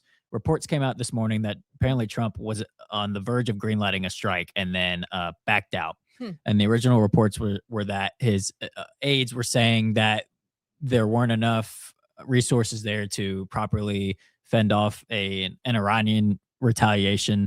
And that's why he backed off. What? Now, so there's many, many more reports now. I think it was the Financial Times reported that apparently the Arab leaders, like Qatar, the Saudis, the Arab Gulf, was saying that the oil prices will skyrocket, the economy will crumble if you do this. Don't do it. I'm sure that probably had a bit to influence Trump, but here's the kicker as to why Trump didn't do it. And it makes me even more annoyed, because I woke up this morning and I was like, yes, Trump, he saw the light. Thank you. We're finally, we're done doing things for other nations instead of America. 2026 Trump, he's turning a page. He's done so well with everything else. This is a great sign. Then it came out, according to the New York Times, apparently Netanyahu called Trump and told him not to do it yet. Oh, come on. Really? So even in this case, the saga continues and yet is a big part of this because like because they have to get all their people out. Right. Well, no. So we've still got ships on the way to the Middle East that aren't there yet. So there's that. But also Israel also said we don't have our our things in place yet to properly fend off an Iranian retaliation. So in other words, Trump was ready to go, and yet Netanyahu told him no, not yet, and that's why we didn't do it. So. Now it makes it even worse, in my opinion, because it's almost like it's like we're trying to do what Israel wants so badly that Israel has to pump the brakes on us to not do it yet. And we listen. Yeah, we listen to it. So I would not be surprised if all the parts are in place, all of our ships are there, Israel's ready to fend off an Iranian retaliation, and then we do strikes. I also wouldn't be surprised if diplomacy somehow works. Like in this period of pause, maybe the Iranian side and us can work something out. I don't know, but I wouldn't be surprised if strikes eventually do come whenever Israel's ready and we partake with them. So I don't know. I also worry about the Iranian foreign minister, and I worry about Brett Baer's response. It was so weird. He was angry at what he had to say, like it's his job to defend. It was a very odd response. And I don't know about you, but there are times when I get angry at something simply because the idea is new to me and I'm not ready for it yet. And so you think you know, and you're angry because you're defending what you think you know. And then presented with something new, you're like, no, that can't be. No way. But that response felt like that, like, no way. But you're like, Brett, he's free to say what he wants to say. Even if it's bonkers. We've entertained Candace Owens for years, and now it's obvious she's bonkers. That could be true, what that man was saying, or not. But that response by Brett Baer, I'm like, I don't know if I'm going to watch you anymore because that was weird. You didn't need to respond that way. Just let him talk. He had him on. Somebody invited him on I Fox know. News. Yeah. And so then for him to cut him off like that, and I think if you're a good journalist and a good interviewer, you lean into that. Whether you agree with it or not, that's not the point. And this is what we always talk about. I mean, we'll probably have some people on this show that y'all are like, I totally disagree with them. I mean, I'm trying to get Jermaine Brown on the show. Jermaine. It's been a bad name day on the show today. Jermaine Brown. Floyd Brown. We listen and we don't judge. Pastor Jermaine Brown. Yes. Thank Okay. you. That guy who's running for governor. JJB from here on. Who is, you and Phil are the ones that first told me about him because he was handing out the condoms. new condoms. I was the one who put Phil on to him. Oh, for the love. This is a whole nother discussion. Anywho, Allison. My point is, Brett had him on. And if you are a good journalist, you lean into that. You ask questions. You don't start getting defensive. Again, what do we always say? If you're getting defensive, you're losing. That's right. And something's going wrong. And so for him to get so fired up so quickly, and they actually cut him off, it was just really weird. But why wouldn't you? You have a foreign minister of Iran sitting there talking to you. Why in the world would you cut him off? At least catch him in the lies. Like if your motivation is at least to get as much information as you can. So looking back, you can be like, look, you were totally lying to. I don't understand. Or that. fear. I mean, or fear. Fear of Israel. Nothing. Fear of your superiors at Fox. Like, I don't know, but you're right. Like, why wouldn't you lean in? What made you so afraid? So afraid that in all the years I've watched Fox, when have you ever seen them go, oh, we're done? Somebody was in his ear. Maybe somebody in the control room was like, cut him off. So friends, word to the wise. Also, you probably already figured this out. Fox News is okay, but we need to listen to other sources as well. Fox News uses the term trans girls, just like the Supreme Court Justice Amy Coney Barrett. Oh, say it ain't so. Oh, yeah. Really? It's true. It's true. Ugh. Anywho, So, all right, round 2. What happens from here? What are we talking about a week from now? oh gosh, Are we in? Are we out? I wouldn't give it a week time frame. I'd give it a little longer. If we're gonna do strikes again, I wouldn't be surprised if it was like late winter, early spring. What? We have to wait that long? How many people are going to die? I thought this was about protecting protesters. or Oh, it's not. But that's what they say. I know. Oh. It's not. Oh. but what if it's like the nuclear strike and we fake like we weren't going to do it Oh, that's good. and we do it anyway? Okay, so it's either going to happen within the next couple of days or not for months. I don't think it's going to be like a week or 2 weeks or a month or so. I would say the revolution, let it, do what it needs to do. If the revolution goes in and gets a regime change, then we don't have to do anything. But I guess it all depends on what the revolution is going to do. So that would be my guess. If it's either a head fake and we're about to strike again in like tonight or tomorrow, or it won't be for a little bit, would be my guess. I don't have time for this. Stressing me out. Yeah, like I got things to do. Could we just make a decision? Trump, if you're listening, just be decisive. You know what you're going to do and just do it. We're cool. Actually, we're not. This could change the course of the entire world, or we could all die. Yeah, welcome to geopolitics. Yeah, I know. Yeah. So, on the other side, maybe some texts. I've got something for you. A good time killer. Ooh. I can't wait. We don't need time killer. We need meat. Well, Good. yeah, News. a good thing to talk about in a short segment. I'll say it that way. Is it funny? Yes. Oh, wait. sweet. Okay, we'll be back with funny. So I want to remind you, Inspire Advisors is one of our sponsors, and they are doing amazing work. Look, I know this audience. You're the kind of folks who believe in standing up for your principles. You're good stewards of what you have for resources. What if the companies you are investing in, though, don't reflect your values at all? Well, that's why you need to meet Paul Breyer and his team at Inspire Advisors. Inspire Advisors, experts in the field of biblically responsible investing. Look, they can help you grow your bottom line while also being proud of what companies you invest in. Inspire Advisors, you got to check them out. Here's their website, www.moneypatternwealth.com. That's Inspire Advisors, www.moneypatternwealth.com, and tell them you heard about it on Rightside Radio.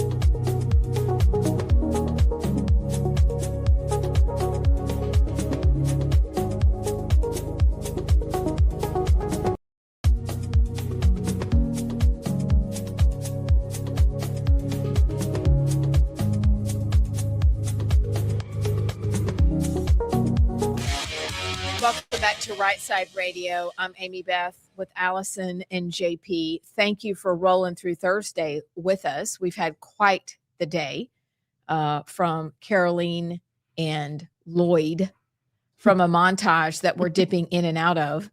And so right now, apparently, the JP has a bit of news for us. And apparently it's going to make us laugh. JP. So 3 countries have sent military forces to Greenland to protect Greenland from the United States. Germany, Norway, and the UK have all sent soldiers. Take a guess how many each country sent. How many soldiers each country sent? We'll start with Germany. 3. My turn? Okay, I'll give you a hint. Germany is the biggest out of the 3. Okay. That they sent. Okay. Am I hot or cold? You're cold on Germany. Okay. 100. Okay, now you're way cold. What? Do you have a guess, Allison? I needed it to be ridiculous. How JP. are you colder at 100? You can't go lower than 3. 1,000. No, now you're going in the wrong direction. They sent 2? 1. They sent 1. Okay, Germany sent 13. Norway and the UK, guess now. Norway, you're closer with Norway. 4. 2. 2. The UK, how many soldiers do you think the UK sent to Greenland? Jolly old England Just probably 1. sent 5. 1. What? So to go and protect Greenland from the big bad bully, the United States, Germany sent 13 soldiers. The Norway sent 2, and England sent 1 guy over there to protect Greenland from the United States. Did they fly them over? Did they? How did they get there? Swim. I mean, they didn't swim, but I mean, like, did they think they'd like fly them in a whole formation? Like, we're here for you, Greenland.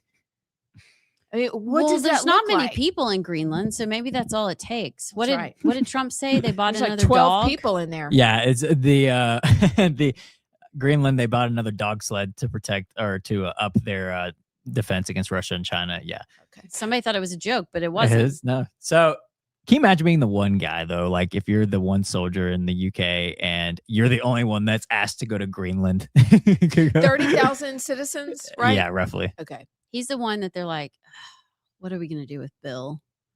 Just send him to We're Greenland. just sending Bill to Greenland. He drives me nuts. Get him out of there. Bill. I mean, I can't imagine like you're chosen. Can you imagine? You've been chosen to go and help take care of Greenland. Mark, And then you get there and you're like, honey, I've made it. And then you go in whatever mystery formation or top secret plane, whatever it is. And then they get off and there's like 10 total. They give you a dog. Zit. Thanks, Allison. You Mhm. can, yeah. it's solid. Mark from Huntsville says, come on, JP. They didn't send them to protect Greenland. They sent them for, quote, a military exercise. Sure. Yeah. One guy go out and do a military exercise. I don't know. It's just so funny to me of like, Maybe he's a sniper. A really skilled sniper. who knows? Maybe it's like their best soldier they got. But I don't know. If you're going to have this narrative of like, we're protecting you, Greenland, from the big bad United States, we're going to show them. And you send 1 guy, you send 2 guys. And then Germany with the most sends 13 guys. I mean, that's embarrassing. It's embarrassing. I mean, did they laugh? That's a great story, JP. I wonder if that's going to affect anything we do. Like, Mr. President, can I speak to you for a moment? Germany sent 13 soldiers. Norway sent 2. And the UK sent 1 soldier to protect us from Greenland. And Trump's just like, we need to have a meeting. That's one of the more ridiculous stories I think I've heard in a while. But it's great. We needed a story like that. It's What is so the dumb. latest on Greenland, Dia? Well, what look, I was doing that don't because even the camera worry went about off the again. camera. So the latest on Greenland is that apparently it's a $700 billion offer around there. And Norway and Greenland came to the United States and met in the White House yesterday. And I believe it was a Norway minister or representative that said, we're going to keep this conversation going, like a cooperative plan forward so both sides get what they want. What's going to happen is we're going to buy it. I'm so convinced of that. Remember when Trump got in office January 20th? Mm-hmm. And we all were like, Greenland. Okay. He I named a wasn't. Gulf of America. And then he started talking about Greenland. And well, I mean, I hadn't thought about Greenland in 47 years. So it really threw me off. And now here we are. We're about to buy it. We're going to own it. What's a sign of a healthy empire? Acquiring land. Expanding. They're not making any more land. That's good. Should get Mr. Historian. So smart. Mr. Yeah. Yeah. Hi, Mr. Historian. Hey, look. Are we going to fix the camera Yeah, during we'll the fix break? Of course. I don't mind. Because then we could put our feet up and just hold the Yeah. microphone. We could just kick back. We don't care. We don't have to be professional, as if we ever are. We'll be back.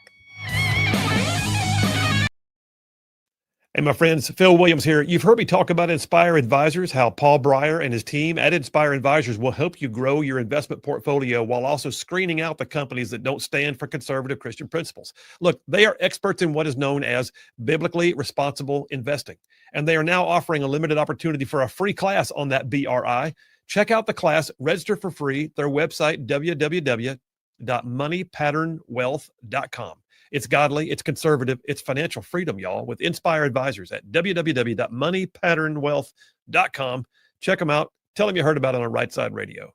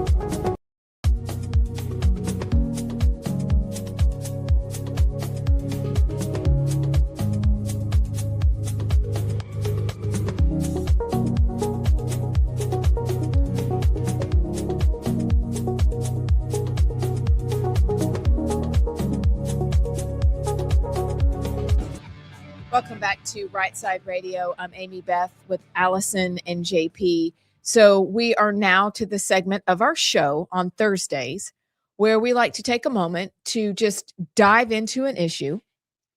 We like to call this segment The Plunge.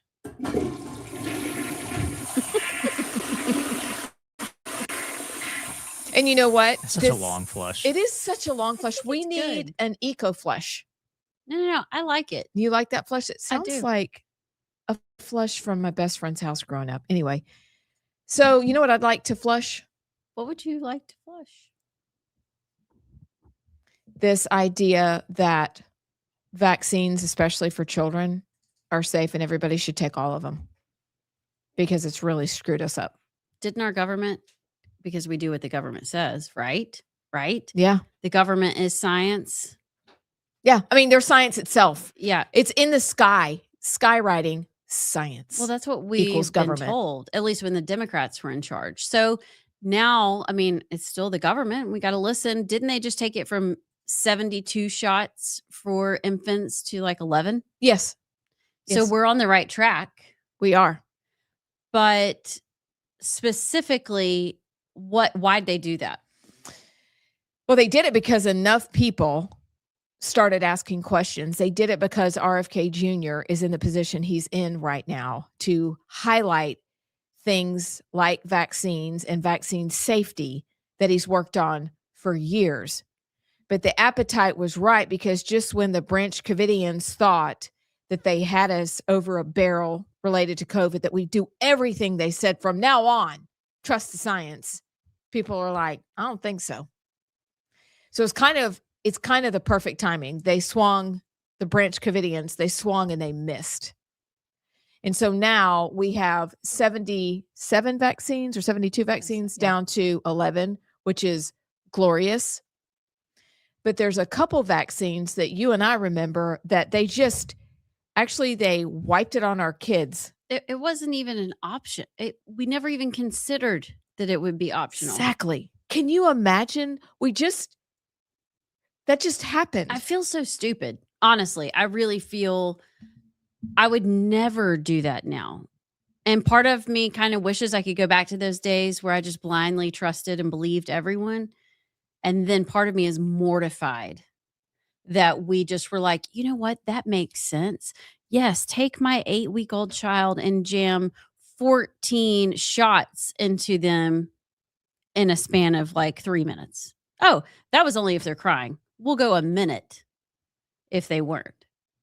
In what world does that make any sense? And then to hear that the first one they gave our kid, which is Hep B, hepatitis B for a sexually transmitted disease. Well, Ish. yeah.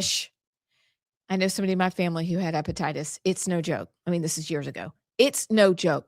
But a newborn baby, and we gave it to them, and we found out it was tested for 4 days.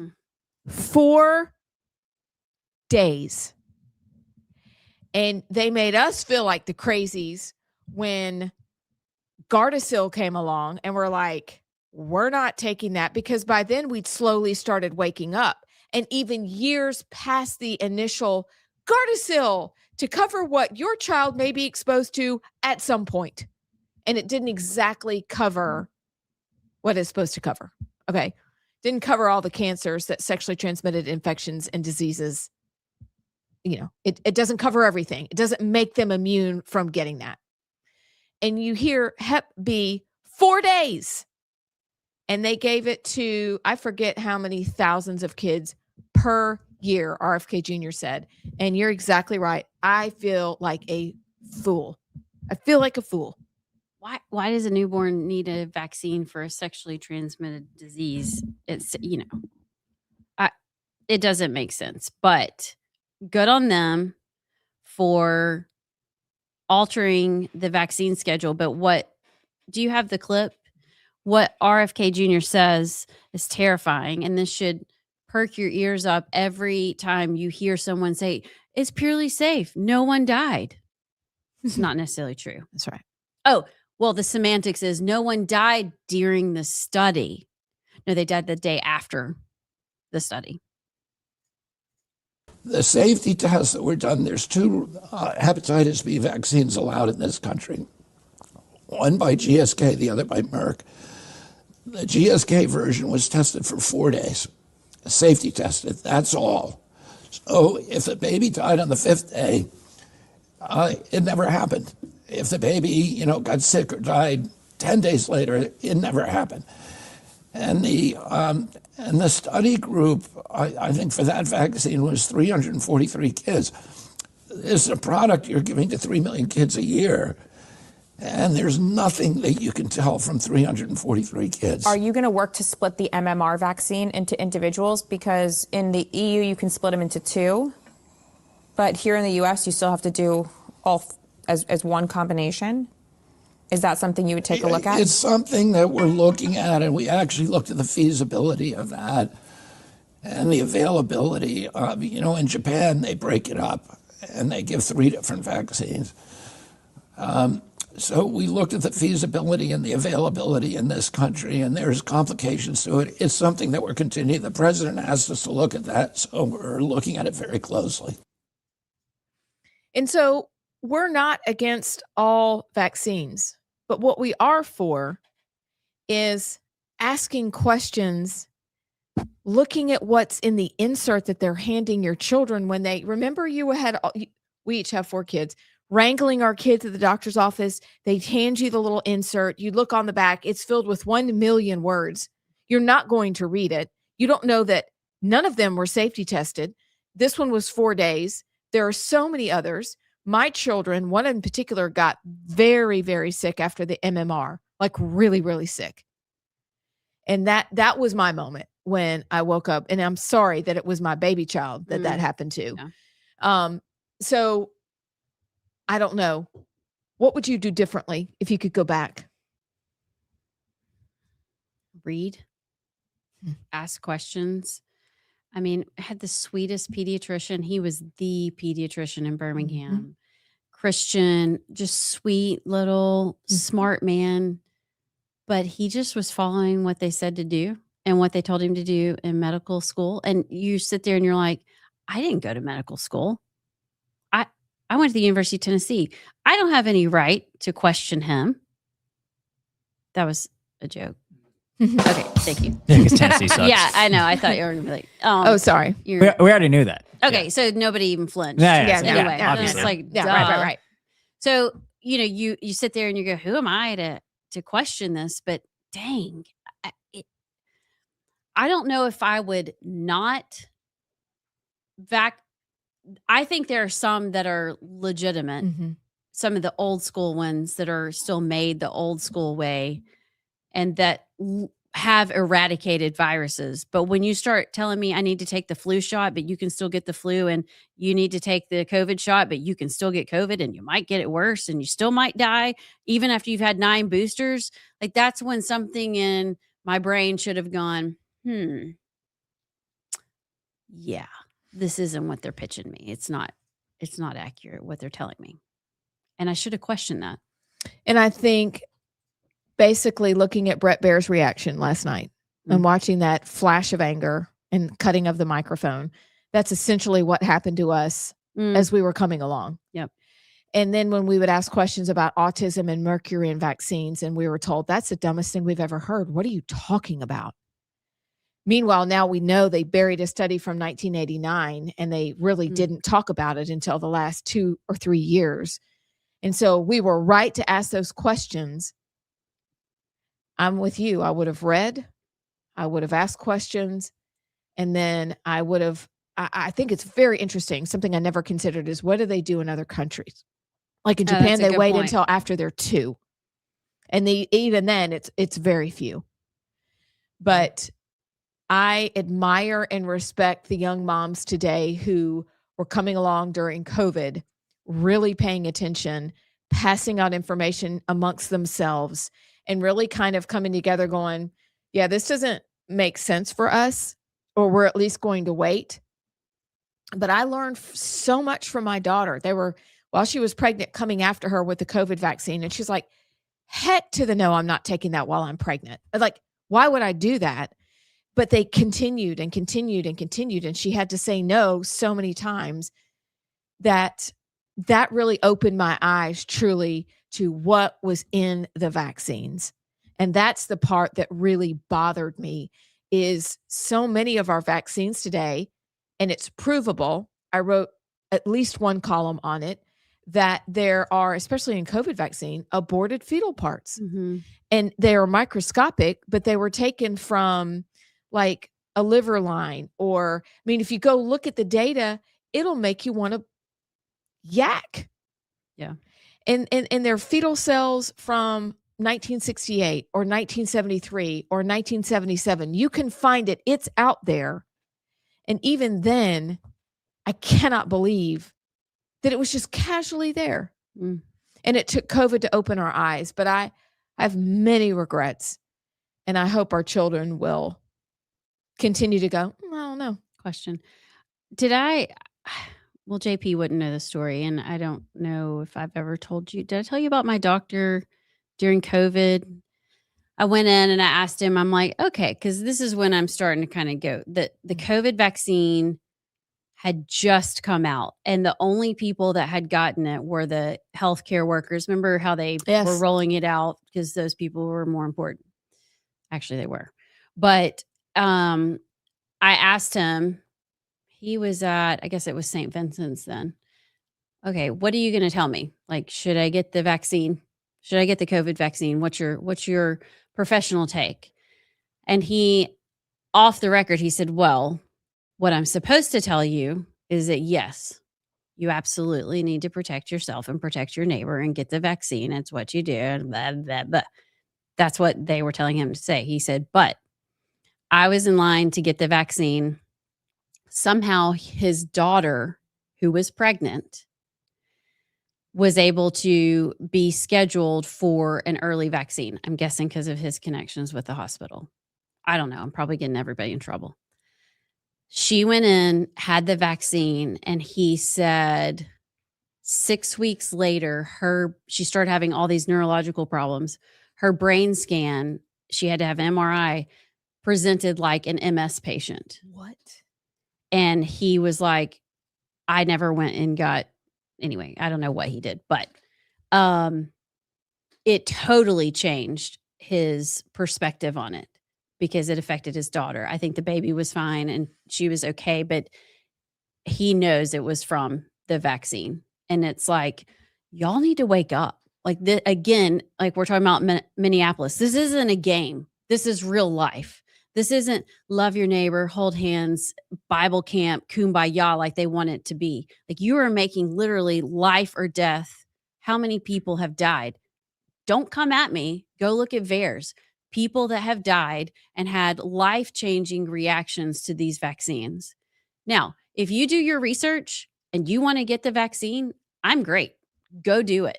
But don't treat us like we're stupid and can't make an informed decision. And you are the God, Fauci, the science, and tell us what to do. Like, give us an opportunity.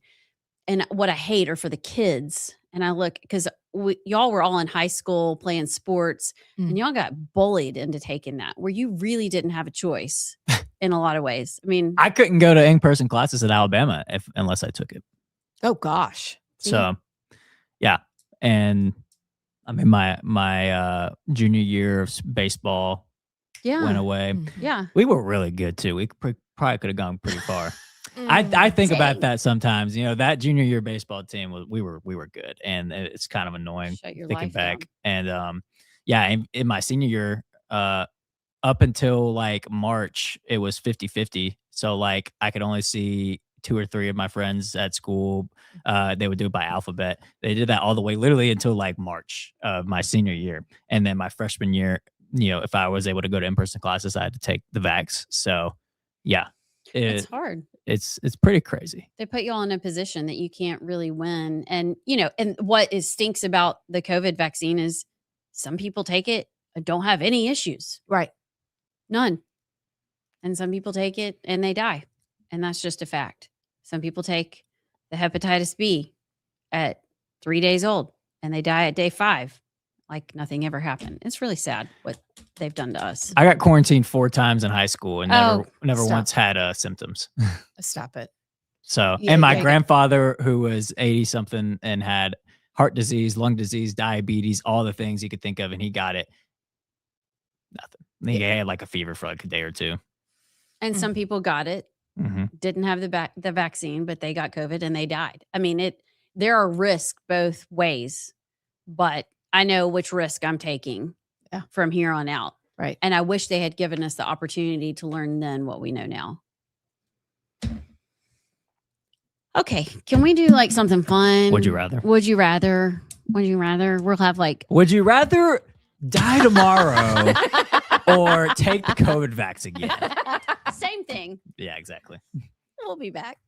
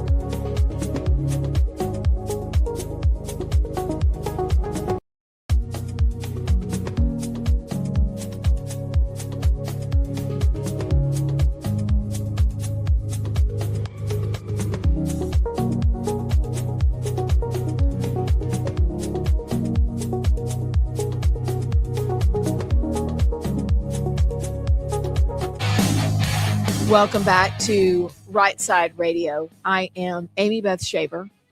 I just want y'all to know that You're sending I'm Apple sending Cash. Apple Cash to one of my children as we How speak do you- because they're at the store getting healthy food, and I support that.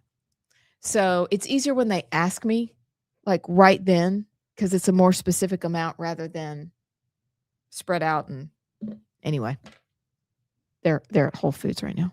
Ooh, They love Whole fancy. Foods. It's their favorite place. Okay, JP, fun stuff. Would you rather? Let's see what the wheel gives us today. Would you rather be the smartest person in the room or the funniest? Oh boy. Hands down the funniest. Don't they say that funny people are smart? Yeah. Funny. Yeah, you can have it both. Yeah. I say yes. What about you, sir?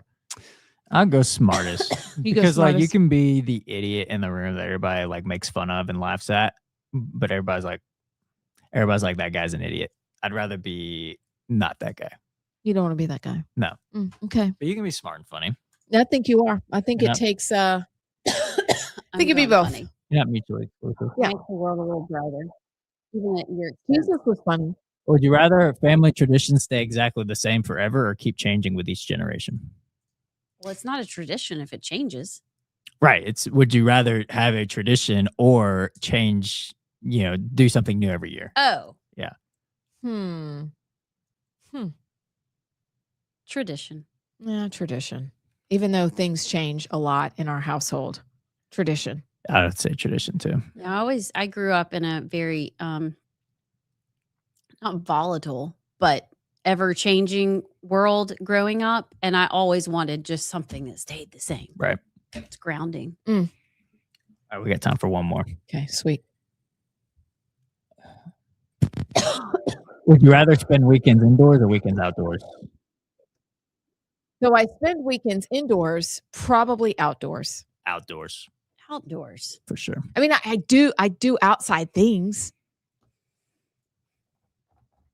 I'm just going to say that. No, I'd say outdoors for sure. I mean, I walk a lot, Mhm. but Chris is much more, I'm going to go. Yeah. No, You we're know. going outside. So. Anytime you can get outside. JP, I'm going to put you on the spot. What? You said you took your dad's test last night. Yep. Have you seen the results? Yep. Are you stressed? Not as stressed as you. Do you follow directions though? I didn't read that part of it. I don't know. I'd have to have. I'll do it explained to me. tonight. Yeah, you gotta do it, Amy Beth. All right, I'll do it. We got to have I really think we need to get Charles on to do a podcast, and he's going to He said he's game for that. dissect all of us. Okay, tell us how to be better people. Golly, You might have to take us out. Sinclair. No, I'll just go ahead and take us out. do it. You got about 20 seconds. She says goodbye. Okay, See you tomorrow. we'll see you tomorrow. We got Susan DeBose and Derek Chin. You don't want to miss it. See you later.